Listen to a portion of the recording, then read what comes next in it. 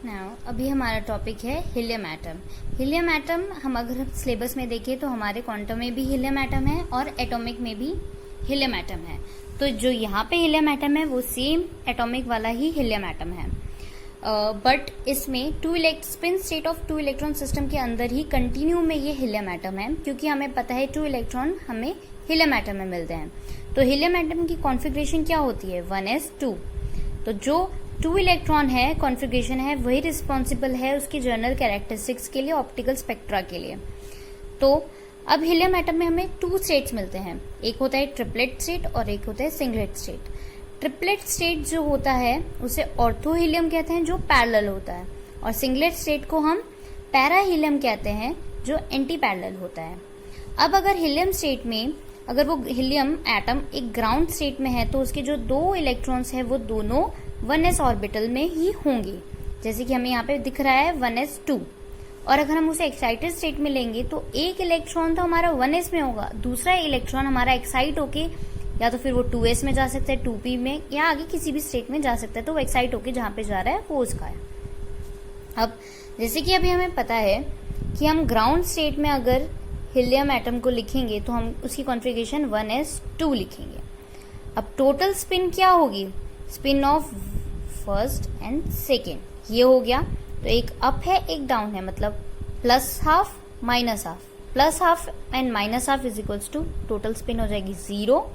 ऐसे ही एल अगर हम डिनोट करेंगे, एस यहाँ पे एल क्या हो जाएगा यहाँ पे 0 एस की वजह से, अगर पी होता तो 1 हो जाता, डी होता तो 2 हो जाता। अब हमें जे पता है, जे क्या होता है L + S, तो ये भी हो जाएगा 0। इसकी वजह से क्या हो जाएगा ये एंटी पैरेलल। अगर हम इसे डिनोट करेंगे तो क्या हो जाएगा ये S 0 and 1 हमें ये यहाँ पे ये पता है मल्टीप्लिसिटी है। अगर हम मल्टीप्लिसिटी का फॉर्मूला क्या होता है 2s + 1, तो अगर हम s की जगह पे यहाँ पे 0 पुट करेंगे तो हमें क्या मिल जाएगा 1, तो इसलिए 1s 0 हम इसे ऐसे डिनोट कर सकते हैं। सिमिलरली अगर हम एक्साइटेड स्टेट के लिए लेंगे तो हम एक्साइटेड स्टेट के लिए 1s1 2p 1 से डिनोट कर सकते हैं। अब अगर हम फर्स्ट केस में इसे देखें तो s1 क्या है हमारे यहाँ पे यहाँ पे हाफ, क्योंकि ये दोनों अप एंड अप, और s2 क्या हो जाएगा हमारा यहाँ पे वो भी +½ तो हमें क्या टोटल s क्या मिल रहा है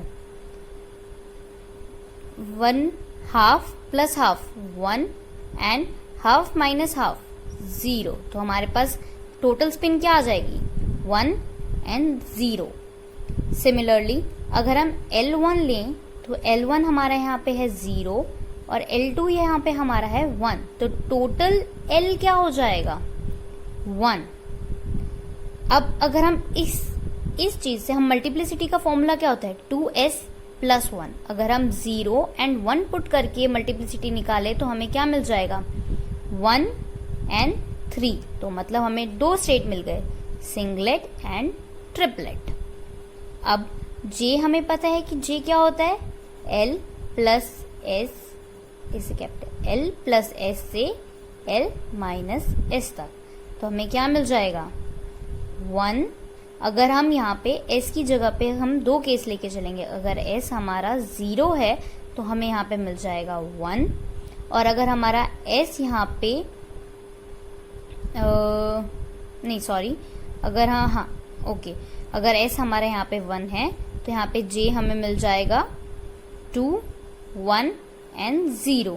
तो हमारे पास यहाँ पे अगर हम सिंगलेट में देखें S0 मतलब 1, सिंगलेट में अगर हम देखें तो यहाँ पे हमें मिल जाएगा 1 P 1, एंड अगर हम ट्रिपलेट में देखें, क्योंकि S अगर हम 1 पुट करेंगे तो हमें ट्रिपलेट मिलेगा, अगर हम ट्रिपलेट में देखें तो हमें क्या मिल जाएगा 3P 2 1 and 0। तो हम इसे ऐसे डिनोट कर सकते हैं। ये सेम चीज हमने एटॉमिक में पहले पढ़ी है। अब इसके आ जाते हैं सिलेक्शन रूल पे। सिलेक्शन रूल क्या होता है, अगर L हमारा कितना होना चाहिए, जो चेंज इन L है वो क्या होना चाहिए +-1, चेंज इन S क्या होना चाहिए 0, एंड चेंज इन J कितना होना चाहिए 0 एंड +-1, तभी ट्रांजिशंस हो सकते हैं। ये ट्रांजिशंस के सिलेक्शन रूल्स होते हैं। अब हमने ये चीज देखी यहाँ पे कि यही हमने सिंगलेट एंड ट्रिपलेट के उसमें हमने इनकी एनर्जी वेव फंक्शंस को निकाला है कि हम कैसे ट्रांजिशंस कर सकते हैं एक से दूसरे में। अब हमें यहाँ पे पता चल रहा है प्रिंसिपल सीरीज क्या होता है। सीरीज जहाँ पे 2p से मतलब p सीरीज से अगर s लेवल पे जाता है, p लेवल से अगर s लेवल पे ट्रांजिशन होता है तो उसे प्रिंसिपल सीरीज कहते हैं। इसमें हम emission as well as absorption दोनों को हम ऑब्जर्व कर सकते हैं और इनकी ये जो सीरीज होती है बहुत इंटेंस होती है। इन सब में सबसे इंटेंस जो सीरीज होती है वो प्रिंसिपल सीरीज होती है। नेक्स्ट लेवल आता है हमारा शार्प सीरीज। शार्प सीरीज क्या होता है जिसमें एस लेवल से पी लेवल पे जो ट्रांजिशंस होते हैं उसे शार्प सीरीज बोलते हैं। और इसके ये जो सीरीज है, ये जो लाइंस होती है इस सीरीज में, ये क्वाइट नैरो होती हैं और ये कहाँ पे लाई करती हैं, विजिबल एंड इंफ्रारेड पे। और ये वाली जो ऊपर वाली थी ये अल्ट्रावायलेट रीजन पे ही लाई करती है, बस एक इनमें से विजिबल रीजन में लाई करती है।